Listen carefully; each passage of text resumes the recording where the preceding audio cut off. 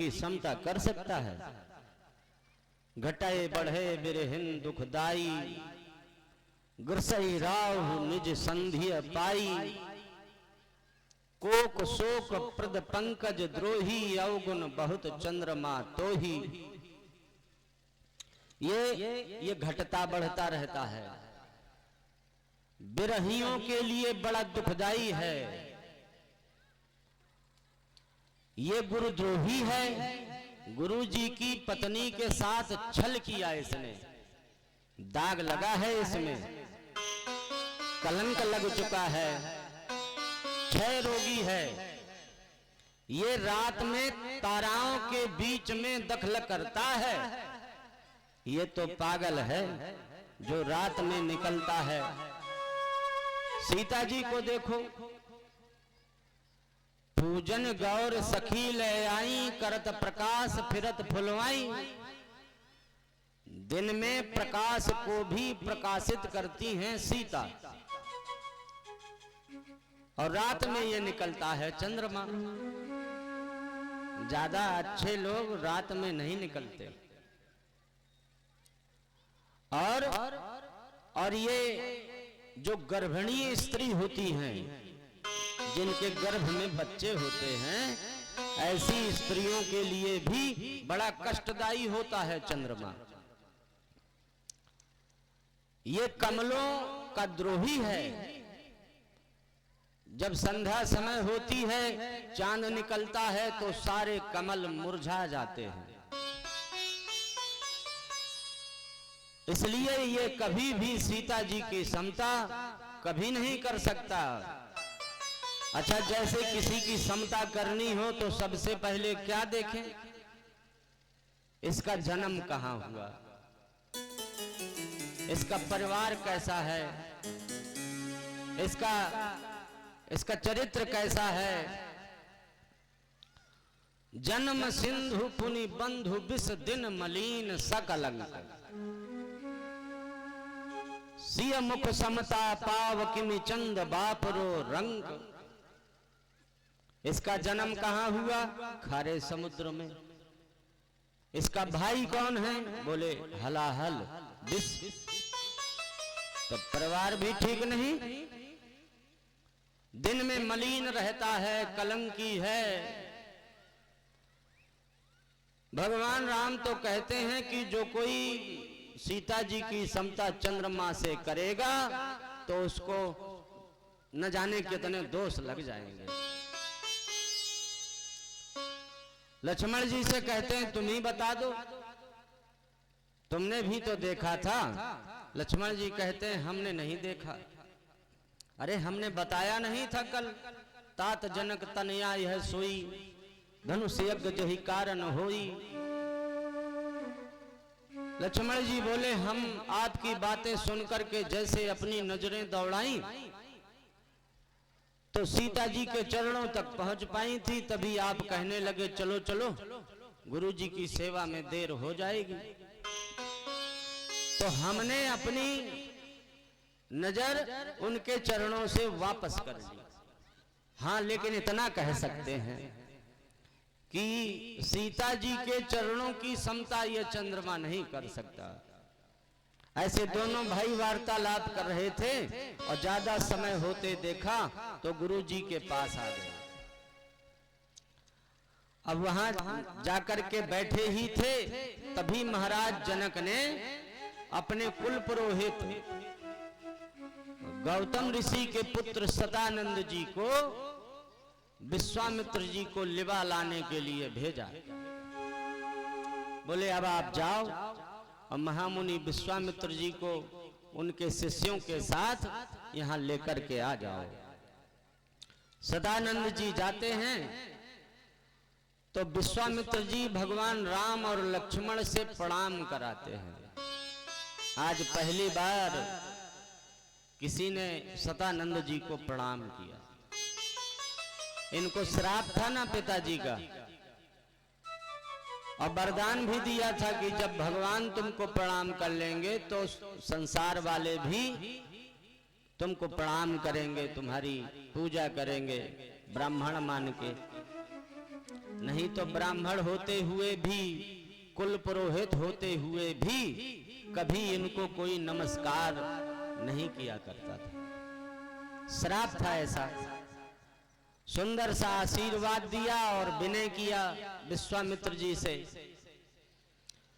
कि महाराज आज अंतिम दिन है, देश देश के राजा गण वहां पर पधारे हैं, इसलिए दया करके आप हमारे साथ चलिए, दोनों राजकुमारों को भी संग में ले लीजिए।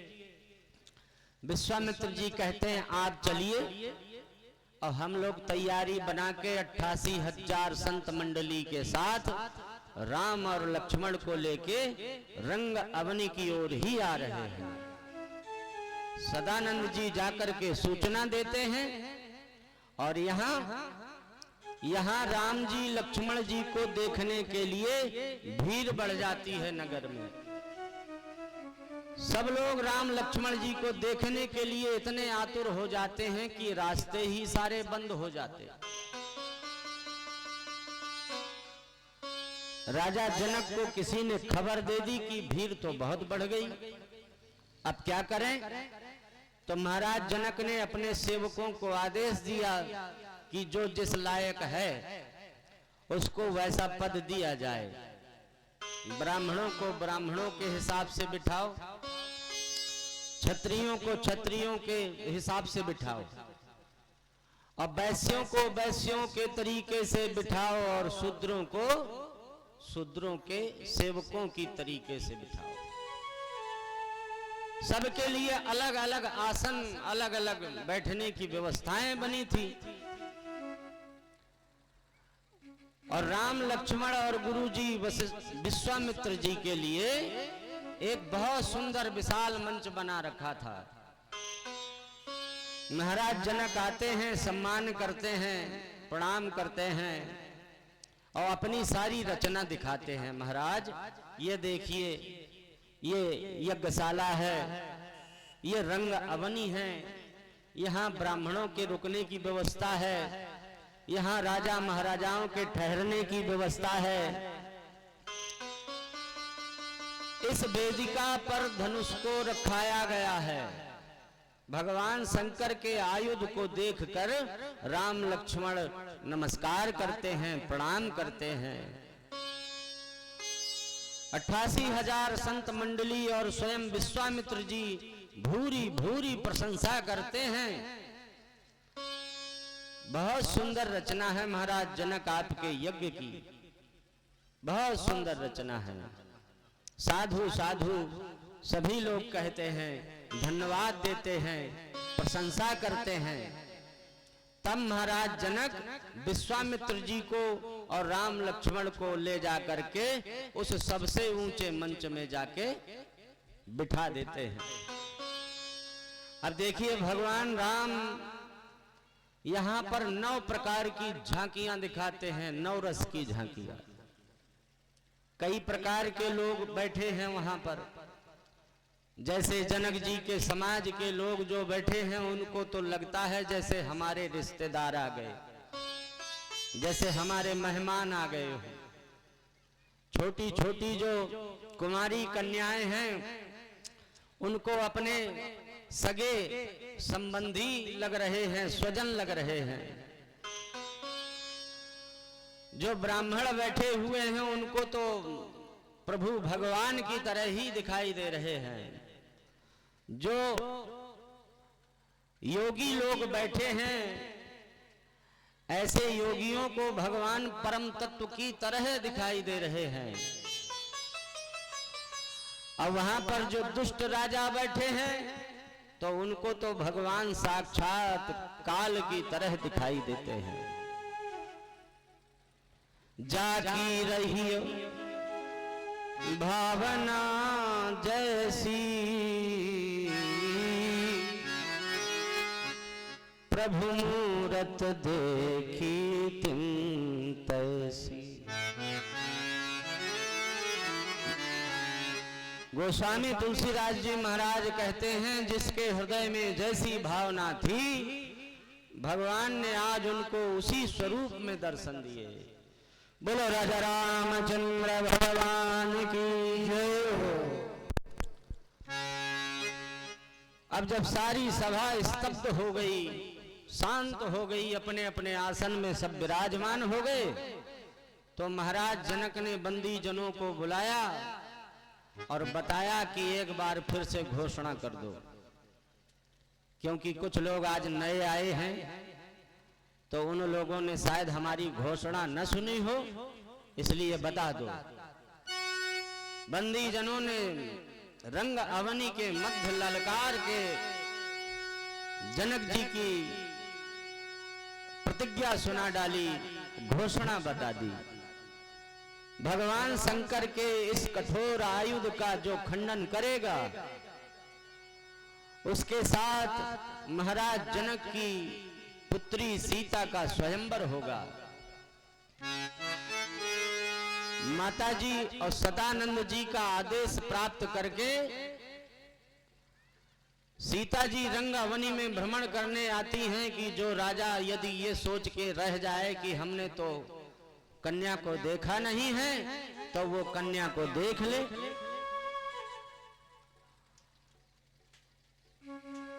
तो वो धीरे धीरे अपनी सखी सहेलियों के साथ हाथ में जयमाल लिए रंग अवनी में एक परिक्रमा लगाते हुए और अपनी माता जी के पास पहुंचती हैं। धीरे चलो सुकुमार सिया प्यारी हो, धीरे चलो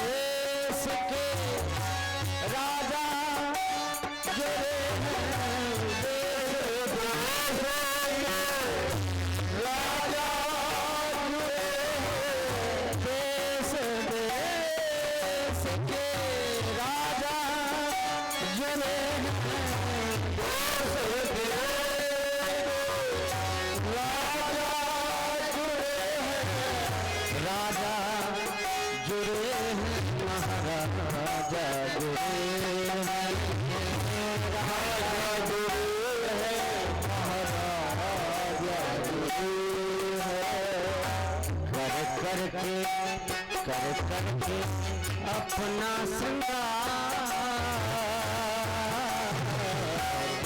करके अपना श्रृंगार सिया प्यारी हो, चलो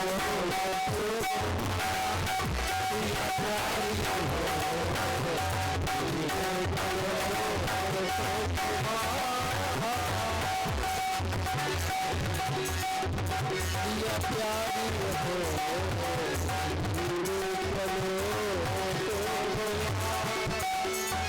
महाकवि तुलसीदास जी कहते हैं कि आज सीता जी के स्वरूप सौंदर्य का वर्णन हमसे बन नहीं रहा है। कितना बखान करें, कितनी रूपवान हैं श्री सीता जी, जिनकी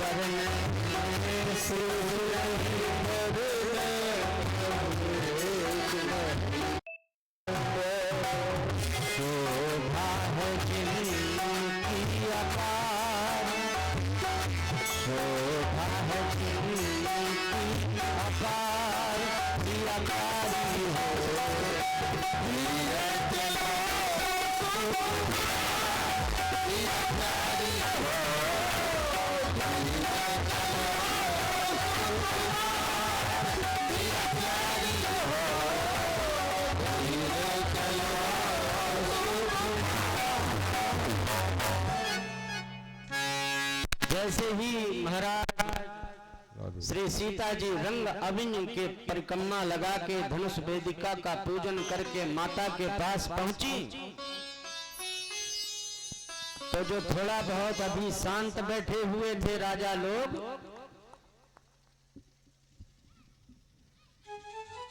वो लोग भी लंबी लंबी डींगे मारने लगे। हमारे अलावा सीता जी का वरण कौन करेगा, हम भला देखें। किसी ने कहा कि ऐसे बोलने से नहीं होगा, यदि सामर्थ्य है तो उठो और उठ करके जाओ धनुष वेदिका के पास, उठाओ धनुष, चढ़ाओ प्रत्यंचा और खींचो और तोड़ दो धनुष को। तो सीता जी तो वरमाला लिए ही खड़ी हैं। एक एक करके कहते हैं राजा लोग खड़े होने लगे।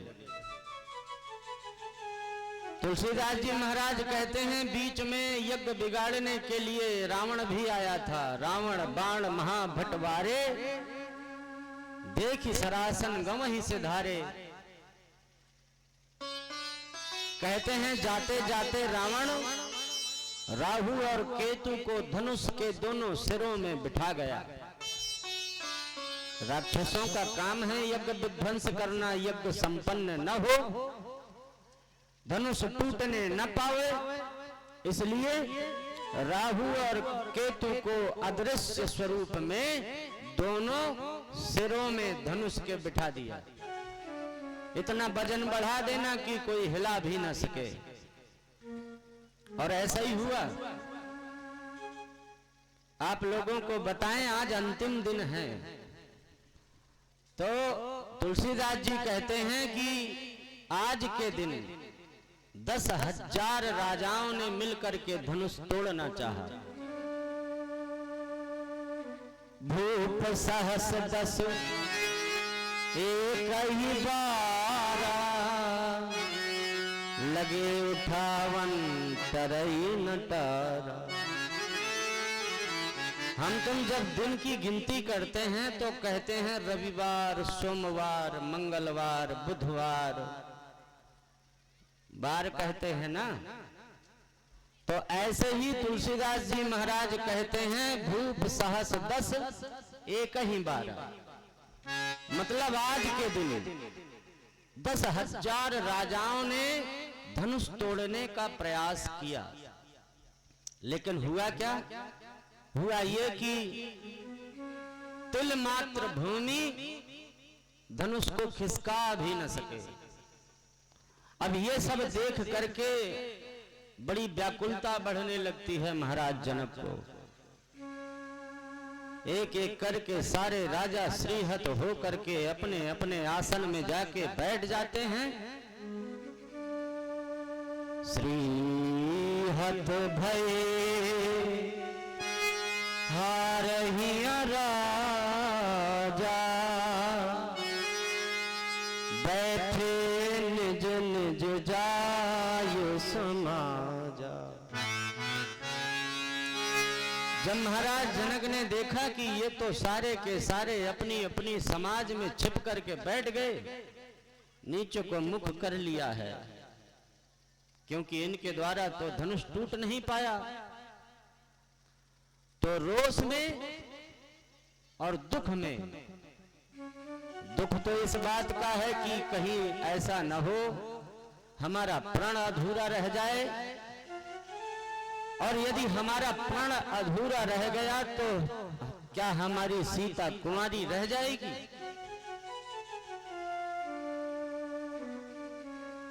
और रोष इस बात का है कि अभी कितनी लंबी लंबी डींगे मार रहे थे, अपनी अपनी मुच्छों को ऐंठ रहे थे, कसरत कर रहे थे,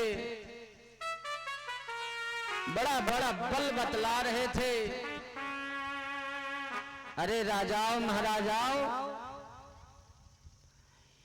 यदि तुमसे ये कार्य नहीं बना था तो तुम चुपचाप आकर के अपने आसन में क्यों बैठ गए? जब तुम लोगों ने आशा ही तोड़ दी है तो तजहु आस निज निज गृह जाहू, लिखा न विधि वैदेह विबाहु। अब तो ऐसा लगता है कि विधाता ने हमारी पुत्री सीता का विवाह लिखा ही नहीं है। ऐसा कारुणिक विलाप सुन करके महाराज जनक व्याकुल हो जाते हैं और उनको देख करके रानी सखियां स्वयं सीता जी भी व्याकुल हो जाती हैं, विलाप करने लगते हैं सब वहां पर। सारी सभा स्तब्ध है। जनक जी के दुख में सभी दुखी हो रहे हैं, कोई नहीं बोल रहा है। जनक जी तो आवेश में आकर के कुछ ऐसे शब्द निकाल देते हैं, कहते हैं अब मैं जान गया।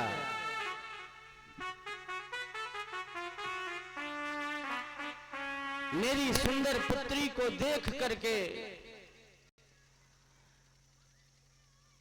जब तुम लोगों का मन धनुष तोड़ने का नहीं हुआ तो कम से कम अपने घर ही चले जाते, मेरा दुख और न बढ़ाते। यहां बैठ करके क्यों अपना मुख छिपा रहे हो? क्या तुम्हारी सारी वीरता कायरता में बदल गई? क्या धरती में अब कोई ऐसा वीर नहीं है जो मेरे प्रण को पूरा कर सके? इस धरती को तो लोग वीर भोग्या वसुंधरा कहते हैं, तो क्या यहाँ कोई ऐसा वीर नहीं है? यदि नहीं है तो अब मैं जान गया, अब मैं जान गया, इसीलिए अब मैं कह रहा हूं कि अब अपनी भौहें कोई न चढ़ावे, अब अपनी ऐंठ कोई न दिखावे, अपनी मुट्ठों को कोई न ऐंठे, अपनी ताकत कोई न बतावे, क्योंकि मैं जान गया। अब जन को माखे भटमानी, वीर विहीन मही मैं जानी। अब मैं जान गया कि धरती में कोई वीर नहीं बचा है। लक्ष्मण जी को ये बात सुन करके व्याकुलता बढ़ गई, अकुला करके खड़े हो जाते हैं, लाल लाल नेत्र कर लेते हैं, ओठ फड़फड़ाने लगते हैं, भौहें भी चढ़ जाती हैं, लेकिन भैया के डर की वजह से कुछ कह नहीं पा रहे हैं। फिर भी लक्ष्मण जी से जब रहा न गया तो कहने लगे, भैया आपने सुना महाराज जनक की बातों को?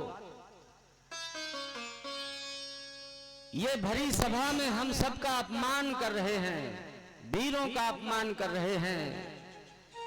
इन्होंने निमंत्रण तो केवल राजाओं और महाराजाओं को ही दिया था। यहाँ पर घोषणा भी जब हो रही थी तो केवल राजाओं और महाराजाओं को घोषणा सुनाई जा रही थी। जब वीरों को बुलाया नहीं है, घोषणा वीरों को सुनाई नहीं है, तो अपमान वीरों का क्यों किया जा रहा है? क्या इनको ये मालूम नहीं है कि रघुवंशियों में यदि कहीं कोई वीर होता है तो सभा में ऐसे दुर्वचनों का प्रयोग कोई नहीं करता। कहीं जनक जैसा अनुचित बानी, विद्यमान रघुकुल मणि जानी। यहां तो आप बैठे हैं, यहां कोई रघुवंशी वीर की बात नहीं है, यहां तो रघुकुल शिरोमणि बैठे हैं। और आपके होते हुए भी ऐसे वचन जनक जी के द्वारा हमसे सहन नहीं होते भैया। इसलिए यदि आपका आदेश पा जाऊं तो इस धनुष को ऐसे उठा लूं जैसे छोटा बालक गेंद को उठा लेता है। अरे ये धनुष किस गिनती में है? सारा ब्रह्मांड ही बिल्कुल गेंद सरीखे उठा लूं मैं। अगर आपका आदेश पा जाऊं। इस धनुष को तो गाजर मूली की तरह तोड़ ताड़ के फेंक दूं। ये तो पुराना हो गया है। इसको तो कच्चे घड़े के समान फोड़ फाड़ डालूं।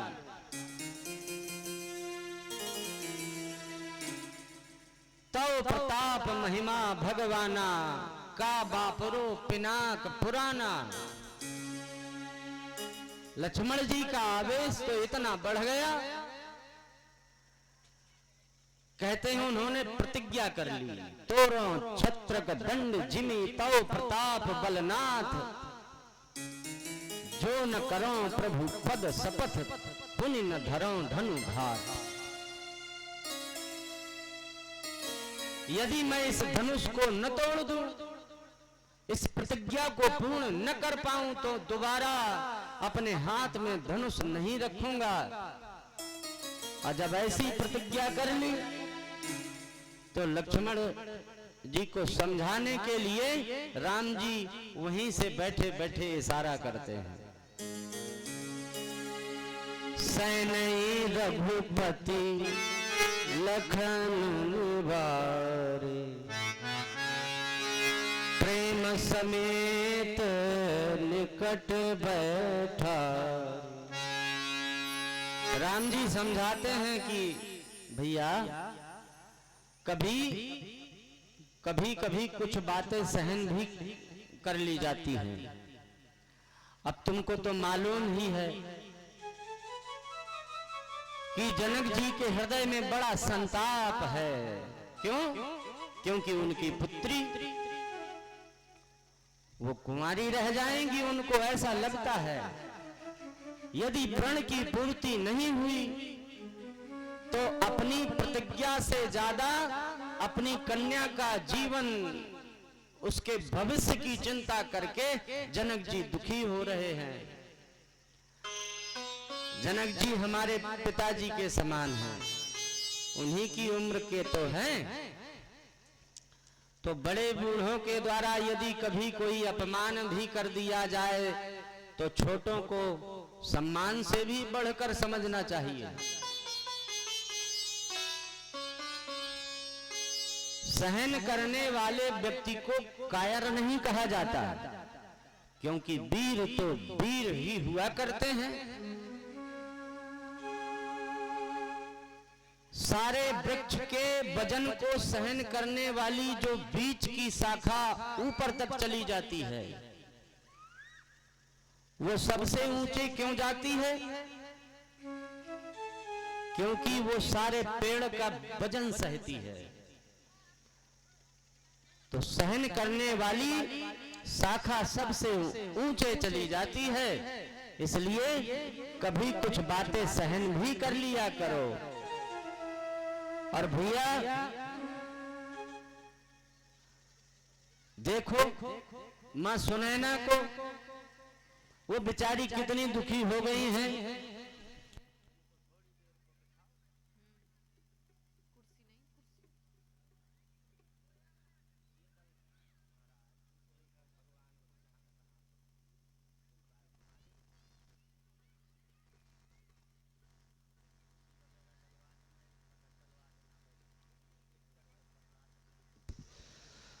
बोलो राजा रामचंद्र भगवान की जय हो। तो भगवान राम लक्ष्मण जी को समझाते हैं।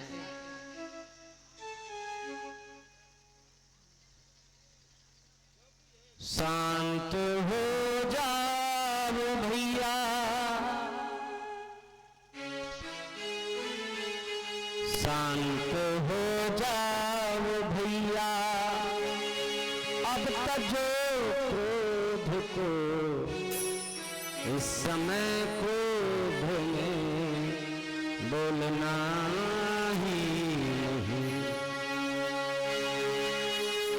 बैठे गुरुजन पिता तुल्य मिथिलेश हैं, सामने के मुख खोलना ही नहीं। इनको भगवान को यहाँ बिठा दो।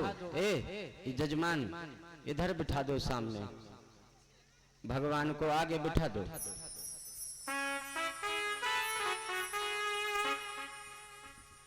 भगवान राम जी और सीता जी बहुत जल्दी में हैं। आ जाओ प्रभु आगे।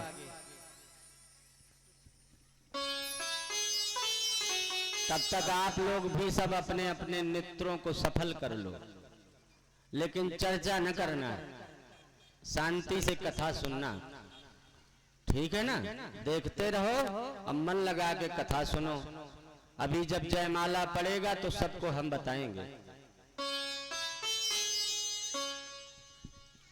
शांत हो जाओ भैया, अब तजो क्रोध को, इस समय क्रोध ने बोलना ही नहीं। बैठे गुरुजन पिता तुल्य मिथिलेश हैं, सामने इनके मुख खोलना ही नहीं। भैया लक्ष्मण, तुमने तो प्रतिज्ञा कर डाली और तुमने ये भी नहीं देखा कि माता सुनैना कितनी दुखी है। कर जो डाली प्रतिज्ञा, धनुष तोड़ दूं, ऐसा भूतल में यश लूटना ही नहीं। देंगे आज्ञान जब तक सकल विप्रजन, शंभु का चाप यूं टूटता ही नहीं। शांत हो जाओ भैया, अब तजो क्रोध को, इस समय क्रोध में बोलना ही नहीं। माँ सुनैना सुनैना किसी के बचन, माँ सुनैना सुनैना किसी के बचन। मिथिलावासी सभी हैं दुखारे ललन, मिथिलावासी सभी हैं दुखारे ललन। तुमको बड़ी चिंता है कि कहीं सीता जी कुंवारी न रह जाएं, तो हम तुमको विश्वास दिलाते हैं, न रहेगी कुंवारी कुंवर जानकी, न रहेगी कुंवारी कुंवर जानकी। जानकी जानकी है प्यारी ललन। शांत हो जाओ भैया, अब तजो क्रोध को, इस समय क्रोध में बोलना ही नहीं। देख भैया दुखित हैं सभी आलियां, ये गालियां देंगी मुख खोलना ही नहीं। बैठे गुरुजन पिता तुल्य मिथिलेश हैं, सामने इनके मुख खोलना ही नहीं। शांत हो जाओ भैया, अब तजो क्रोध को, इस समय क्रोध में बोलना ही। तो सैनई रघुपति लखन निवारे, प्रेम समेत निकट बैठारे। और जब लक्ष्मण जी आकर राम जी के पास बैठ गए तो विश्वामित्र जी ने शुभ समय जाना, तो राम जी से कहने लगे कि लक्ष्मण को तो बिठा लिया पर तुम न बैठो। तुम उठो, उठहु राम भंजहु भव चापा,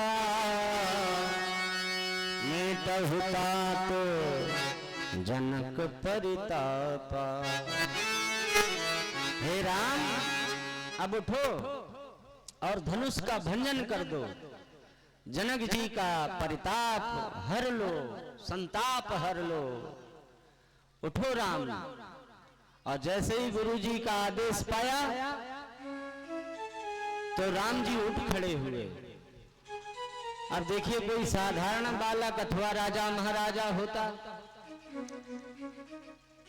तो उसकी मुखाकृति बदल जाती, लेकिन राम जी को जब देखा लोगों ने तो कहते हैं उनके मुख में न तो किसी प्रकार का हर्ष है और न किसी प्रकार का विषाद है।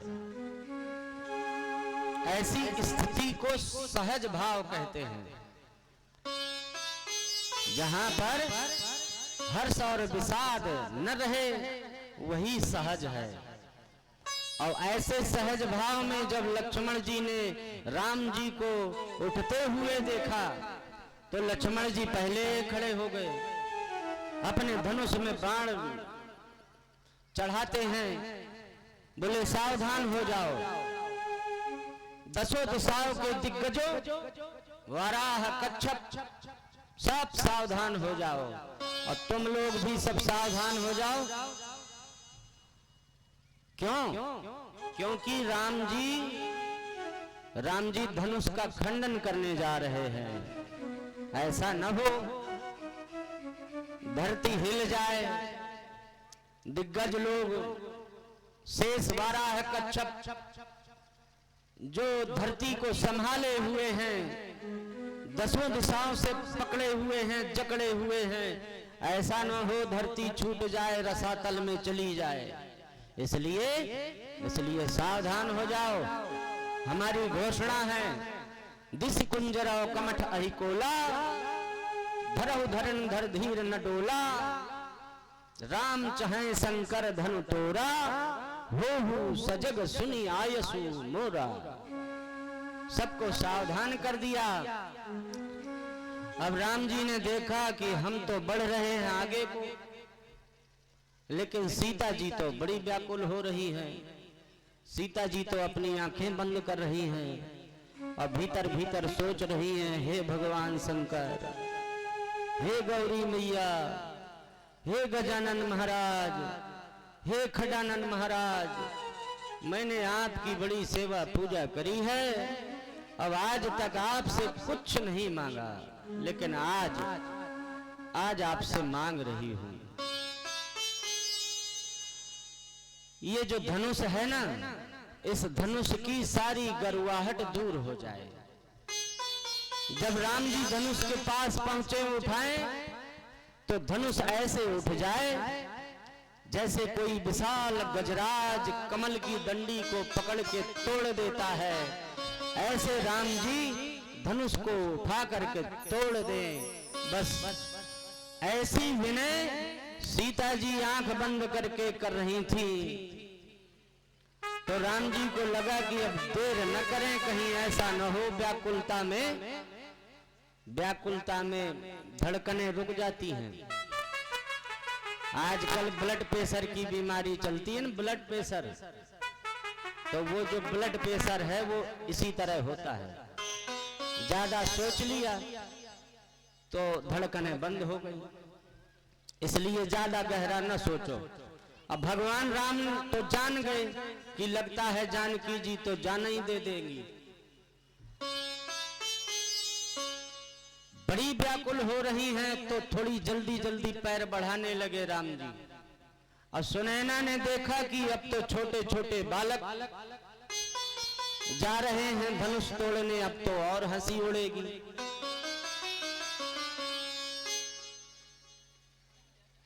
तो सखियों से समझाने लगती हैं सुनैना की कोई महाराज को समझाता क्यों नहीं, बुढ़ापे में इनकी बुद्धि खराब हो गई है।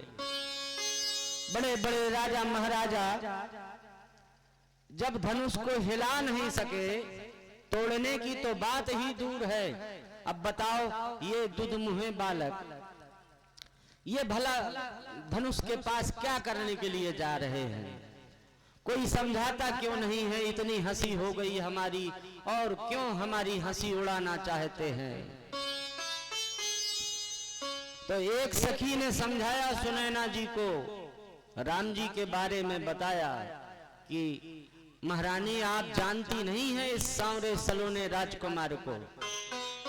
ये चक्रवर्ती महाराज सम्राट दशरथ के बड़े पुत्र हैं। ये बहुत चमत्कारी हैं, बहुत बड़े वीर हैं।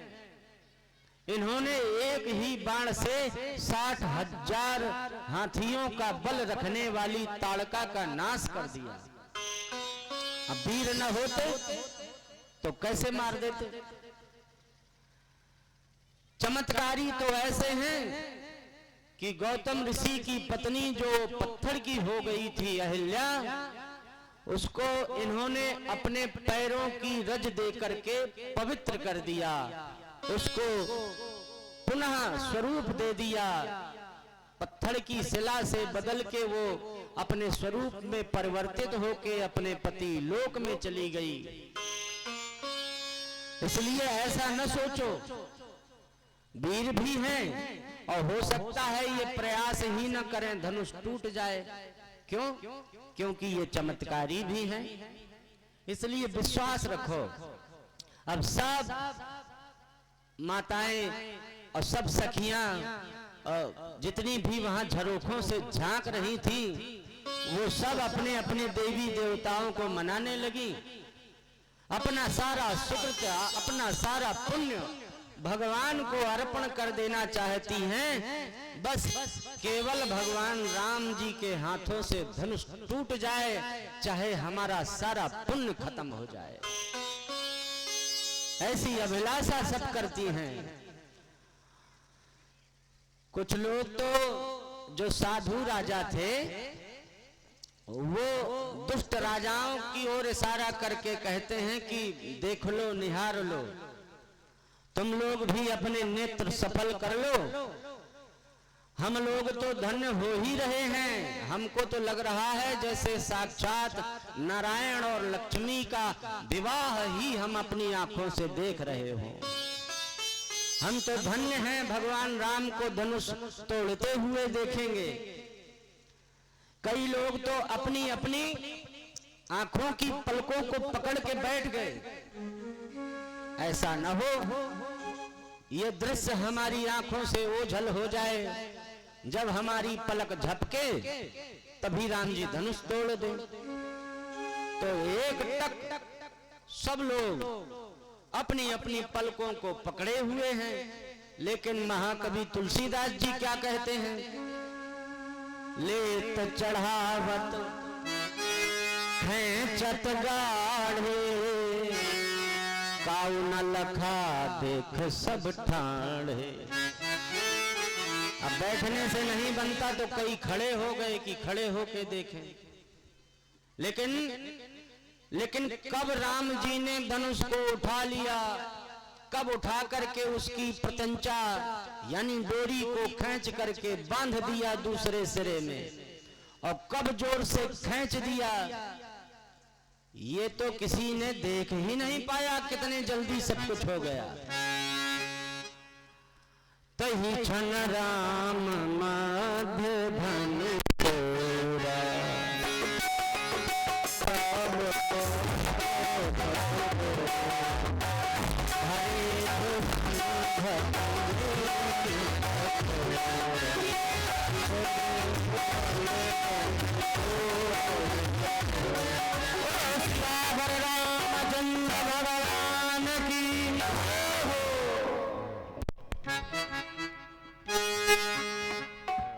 जैसे ही धनुष टूटा तो तुरंत आदेश दे दिया गया, सीता जी वरमाला लेके आई। क्या यहां भी माला है? क्यों आचार्य जी?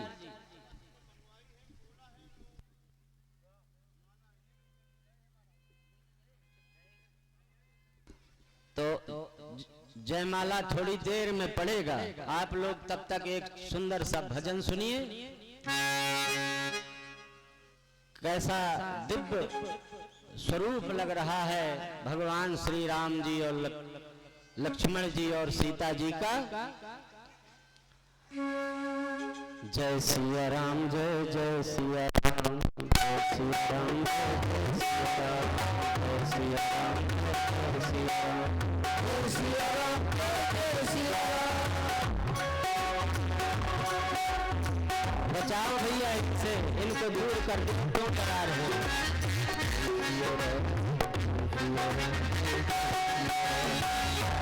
राजा राम बरस हस बरस कैसे सावन, राजा राम बरस हस बरस कैसे सावन की घड़ी, प्यास प्राणों पे कली, प्यास प्राणों सावन की घड़ी, प्यास प्राणों पे कली, राजा राम बरस बरस कैसे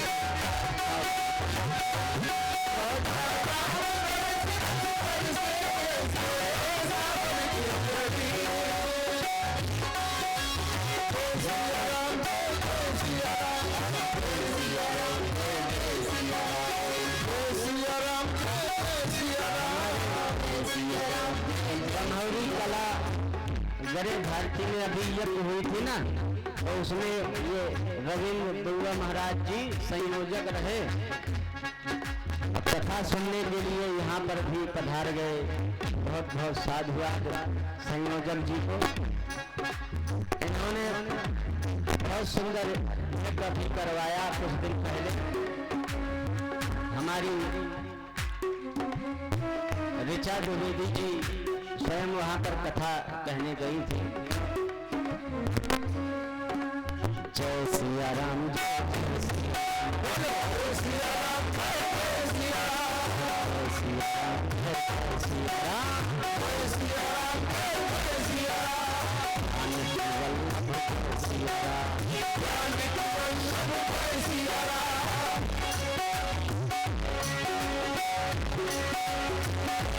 सीता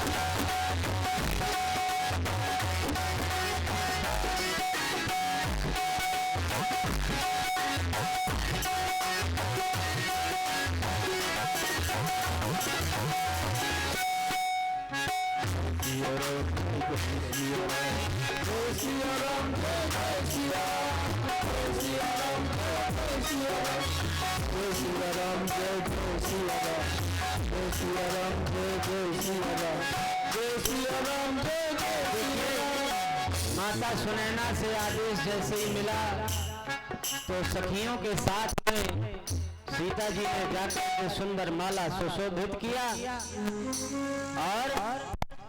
और आरती उतारने लगे। प्रवासी महाराज जनक, सुनैना जी सबने बड़ी जोर से जय घोष लगाया। बोलो सियावर रामचंद्र भगवान की जय हो। इतना भयंकर स्वर गूंजा जय घोष का कि अभी जो थोड़ी देर पहले धनुष टूटने की आवाज हुई थी वो दब गई, लेकिन वो पहले हो गई थी।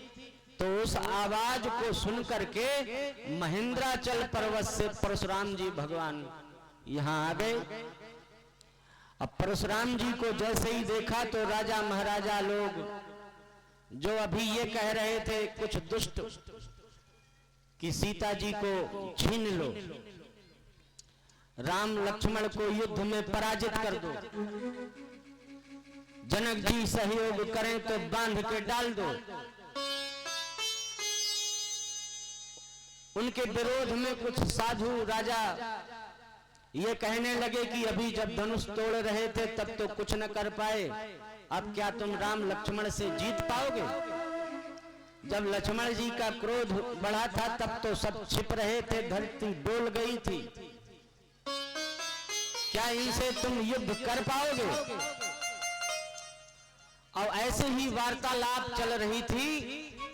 तभी परशुराम जी को आते देखा तो सब अपना अपना मुख छिपा करके यहाँ वहां छिपने लगे, जैसे जैसे बाज को देख करके छोटे छोटे पंछी छिपने लग जाते हैं। जो सामने आ जाए तो अपने पिताजी, अपने दादा, अपने परदादा का नाम पहले बतावे और बाद में पीछे से अपना नाम भी बता दे। जिसकी ओर परशुराम जी नजर भर के देख लें तो वो राजा इतना भयभीत हो जाए, उसको लगे कि आज हमारा अंतिम दिन है, परशुराम जी लिए फरसा हम ही को आ देख रहे हैं। ये सेवक लोग सेवा करने में बढ़िया तत्पर हैं और आप लोग कथा में ध्यान दें, आप लोगों को भी अवसर दिया जाएगा। एक एक करके आप लोग भी थोड़ी देर में यहाँ पे आएंगे, जब हम कहें तो बढ़िया से तुम लोग भी पैर पखार लेना भगवान के। सबको बुलाएंगे हम एक एक करके, अभी थोड़ी सी परशुरामी हो जाने दो। हैं? बोलो राजा रामचंद्र भगवान की जय हो। बाद में विवाह संपन्न होगा। तो परशुराम जी भगवान को देख करके सब राजा भयभीत हो जाते हैं, प्रणाम कर करके अपना मुख छिपा करके छिप जाते हैं। तभी महाराज जनक जी आकर के प्रणाम करते हैं, अपनी पुत्री सीता से भी प्रणाम कराते हैं। सुंदर आशीर्वाद परशुराम जी सीता जी